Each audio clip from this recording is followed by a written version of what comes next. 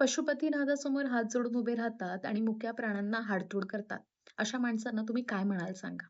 तर झालं असं, की श्रावण सोमवार म्हणून मी माझ्या बाबांसोबत दर्शनासाठी मंदिरात गेले आणि हे मंदिर आमच्या घराजवळच आहे. त्यामुळे सिम्बा-रुंबा जे माझे डॉग्स आहेत, त्यांनाही सवय आहे मंदिरात यायची. ते नेहमी आमच्यासोबत येतात.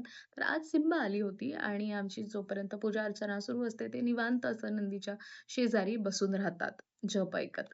आजही सिम्बा तेच करत होती. तेवढ्यात एक काका तिथून येतात आणि तिला हाडतोड करतात. सिम्बा बिचारी घाबरून पळून जाते.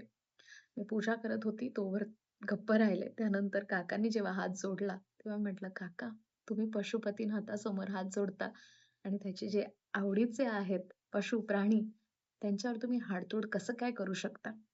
तर ते म्हणाले, "नाही, हे मंदिरात घाण करतात." म्हटलं, "तुम्ही बघायच्या आधी कसा काय हा आरोप करू शकता?"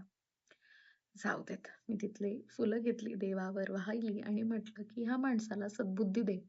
अशा अनेक व्यक्तींना सद्बुद्धी दे देवा, जे दुष्कर्म करतात मुक्या प्राण्यांवर." कारण का मुक्या प्राण्यांकडे आवाज नाही बोलण्यासाठी, रोखण्यासाठी.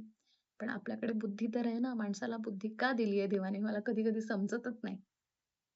अशा व्यक्तींमुळे खरंच किती अनसेफ आहेत आपले प्राणी आजूबाजूचे.